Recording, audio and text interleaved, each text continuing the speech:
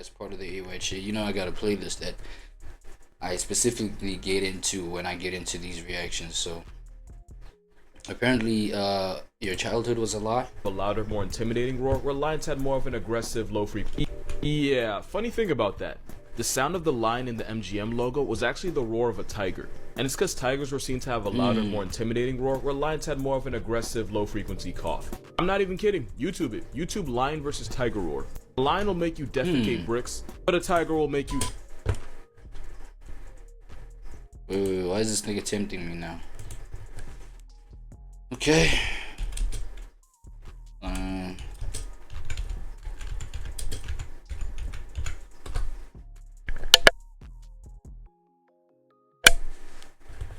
Alright, let's check that.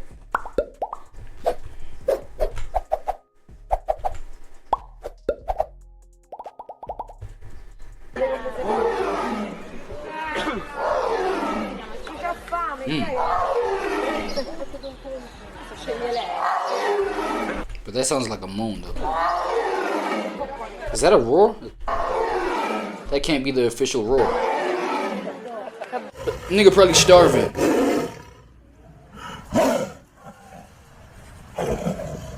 Now that sounds like aggression.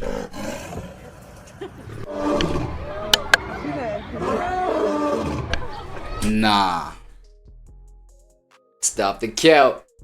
Hey, that's your. Bro, this roar. Listen to this. And listen to this.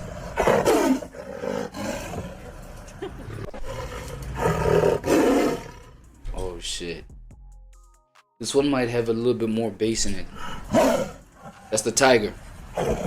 Now we got the lion. No, this is still the tiger. Lion. Okay, this also sounds like a hungry moan. But listen to this moan and listen to this hungry moan, right? Listen to that hungry moan, listen to this one. What the fuck? Nah, the lion got the more powerful moan, yo.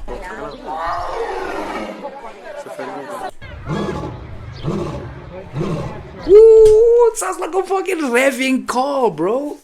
It sounds like a revving Hellcat, bro. Not gonna lie, bro. Without the snap, crackles, and pops. That's crazy. But this moan is deep, though. But there's like, because I realize the difference. There's the moan and there's like the aggression, like, nigga, what? Feel me? There's the and then there's the aggressive shit, right? Y'all will tell me, bro. Y'all will tell me.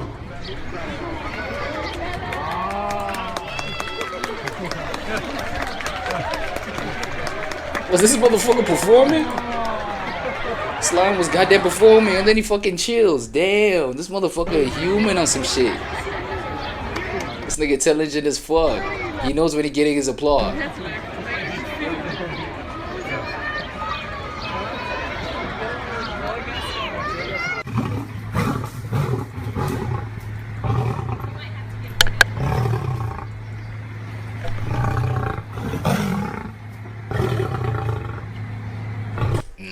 Casual Geo, bro. My brother, you did got the lion. You did got the tiger over the lion.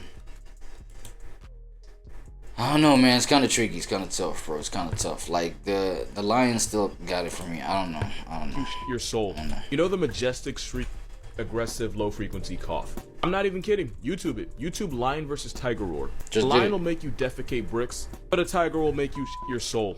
You know the majestic shrieking call of the bald eagle in the beginning of literally every Western movie? Well, it was never a bald eagle making that sound. That famous cry was actually a red-tailed hawk. It's because the symbol of America just sounds like a seagull with laryngitis. Go ahead, YouTube it. I'm not going anywhere. The bald eagle takes credit for something that was never his in the shit, first nigga. place. That is the burden. Whatever I YouTube, man, it proves you wrong, nigga. Put on our flag. Some jokes just write themselves. Remember the dolphin sound from SpongeBob? Well, you were lied to, because it was never a dolphin. It was really a call of this Australian bird. No ways. No ways. That's a dolphin sound. Oh, they mean the one from SpongeBob. Well, you were lied to, because it was never a dolphin. This place. The one from SpongeBob, right? Flag. Some jokes just write themselves. Remember the dolphin sound from SpongeBob?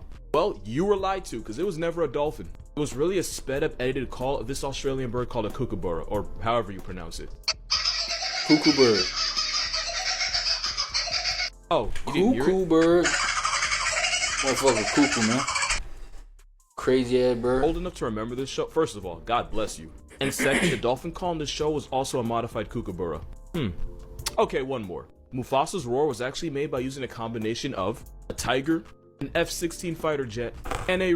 Okay, yeah, I know all that shit. Like engineers, bro, like post-production teams, they have like sound people that can use literally anything to manipulate the sound, warp it, and change it to sound like a fucking lion. Bro, a lion's roar. They can use a brick rubbing across another brick, like rubbing against another brick to make a lion's roar. You can do that. Number one, it's AI. At that point, it's that artificial intelligence shit we're breaking down. Number two, they're incredibly dangerous, but not for their children. Which is why the Asian longhorn beetle is one of the worst invasive species in America, since their kids end up killing more wood than erectile dysfunction. In the United States, this longhorn hellspawn is a threat to a third of the urban tree species, which ends up costing us, get this, over $600 billion in damage. You might be wondering how something so destructive even ended up here in the first place. That's easy. Us. We basically Ubered them here. They were accidentally introduced to the US and Canada in 1996 through woodpacking material shipped from Asia. And the bastards have been wilding out ever since. Oh, and they can fly. Cause why the not? Seagull swallowing rabbit hole. Whoa. Seagulls are the feathery antichrist, and I'm prepared to make it your problem. First, we gotta acknowledge the fact that a seagull's diet plan is really just anything that fits down their garbage chute of a throat. This includes rabbits, other birds like pigeons, starlings, and baby ducks. Some British seagulls have even started spawn wiping their own chicks by swallowing their children whole. And some have even gone as far as to start attacking and murking sheep. Yeah, these motherfuckers is cannibals. There's also the minor fact that seagulls have started seeking out baby fur seals just so they could rip their eyeballs out and eat them. What the fuck is this? This is a Jeffrey Dahmer reincarnation, but the seagull edition? What the hell? Rip the blubber off the backs of baby southern right whales when they surface, and they've even started harassing beach porpoises. Yes, they even with whales. And somehow, that's not the worst part. I'm not kidding when I say this flying hellspawn will legit put anything on the list. Because seagulls in the UK have even started snatching up people's dogs. In 2015, a Yorkie had to be put out of its misery after getting jumped by a gang of gulls, leaving him basically crippled. In 2019, a Chihuahua named Gizmo was kidnapped by a rogue gull and carried off to where his owners couldn't see him. I don't think they ever found him. In 2015, another Chihuahua named Bella made the mistake of sneaking outside through an open door. Bro, alright, I have a question about this animal rights thing, right? People that feel empathetic towards like animals and shit like that. You know what I'm saying? To a point where like there's like sort of like animal rights, right? So like what about when animals kill other animals? Like when they kill their own children and shit like that. Do you think those rights will expand to like cover those kind of realities? You know what I'm saying? Because now it's like even rights like, yo, I'm not trying to eat animals, but it's unspoken rights, right? It's unspoken rules. The vegans, right? What about like when these animals kill people, bro? Do people even look at it that way? By far the most limited edition. There's only about 600 to 700 of these guys left. And because like for as long as human beings have to stop eating and killing animals, don't the animals gotta reciprocate? Sometimes eat the corpses of people left in the Ganges River, but they're already dead and no one else is gonna eat them, so it'd be like that. The reason this LSD water gecko's endangered is because people destroy their homes, poison their water with metals, and hunt them to make penis enlarging pills or something like that. It don't work, by the way. Oh, thank God. Also, the reason they have that nose job is because they evolved to hunt fish. Wait, how does he know that? This nigga, he be trying all this kind of degenerate shit. This nigga, he does realize he just exposed himself on some shit, right?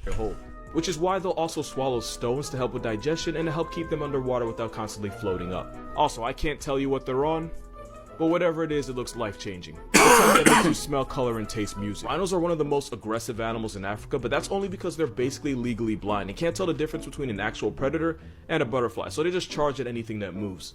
And fun fact, you don't even have to be alive to get the smoke, because apparently anything also includes cars, because rhinos are just tanks with moose. It's just a blind, retarded ass little, you know what I'm saying? It's just grabbing at everything, you know what I'm saying? God damn, that man. Wasn't even really a joke. Rhinos in captivity behave just like armor-plated nigga, it reminds me of like modern day men, bro. They just want to fuck everything that moves. They just charge at everything that moves. These niggas move like blind ass rhino, nigga. Isn't an elephant. Yet a black rhino could actually beat Usain Bolt in a race. Damn. With a top speed of 35 miles per hour, a rhino could sprint fast enough to get a ticket in the school zone. Rhinos have sensitive skin. Shit got midget ass arms. See how short that shit is, bro. But that shit go.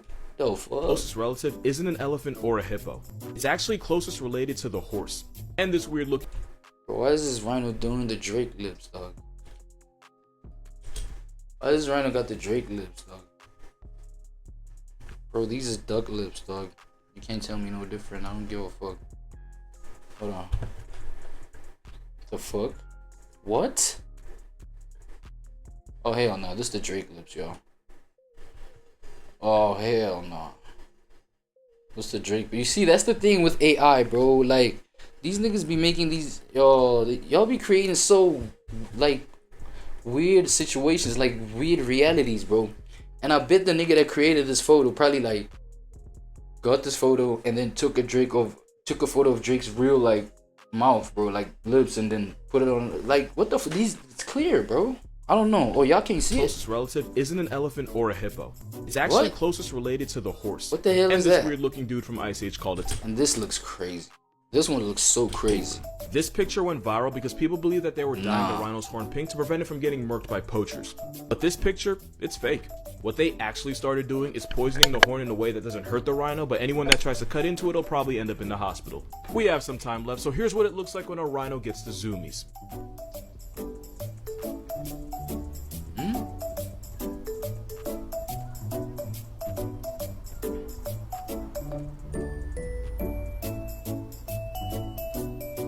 Actually, you might be onto something. Okay, so fun fact, a rhino's closest relative is the horse. We all know that? Okay, good. Oh, and weirdly enough, zebras too. So rhinos are basically tanky horned horses. Now this unit is Elasmotherium, but because of that huge thick horn growing out of its forehead, streets call it the Siberian unicorn.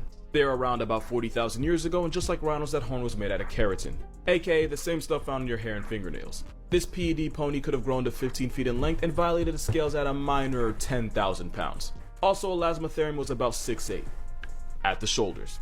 That is a whole ass LeBron. This walking tank was the last surviving member of Elasmotherinae. And Elasmotherinae was basically a family of prehistoric rhinoceroses that got vaulted for plot development reasons. Which means the animal today most closely related to this land before time tank-sized unicorn is, yeah, the rhino. So technically, rhinos are just modern day legally blind Weight Watchers unicorns. Well, actually bicorns, because you know, most have to. Also, rhinos are unicorns. Alive, but if this one pulls up, you won't be. What's a hill that you're willing to die on? So whenever, like, maybe a fictional book speaks about unicorns and shit like that, or whenever you read about them, it's actually they meant a rhino. That's interesting. Yeah. Their stomachs might be white, but that's just their fur. If you shave a zebra completely, their skin will be black. And if you think I'm lying, one of the only parts of a zebra without fur is its snout. And is it racist? Is that racist? Want me to be a nerd about it. Zebra fur grows from follicles that have melanocyte cells, which gives them their color. But the white part of a zebra's fur is where the melanocytes are deactivating, meaning it's only white because there aren't any pigments. Which means a zebra's default color is actually black. Which means this biracial donkey, which isn't a joke by the way, zebras are closer to wild donkeys than actual horses, just saying. The Oreo donkey is actually black but with white stripes. But honestly, I didn't even need to make this video. This one was voiced by Chris Rock. That's literally all the proof I needed. I know it's a small hill, but I'll still die on it.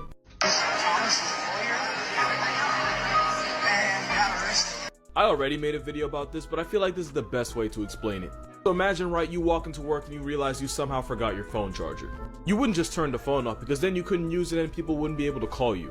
So instead you go on power save mode to reduce how much battery you use until you can get back to your charger. That is high-key what hibernation is. It's power save mode for animals to get through times where there's less food and therefore less energy around. It's not sleep though, because anything that can sleep for 3 months straight probably isn't waking back up.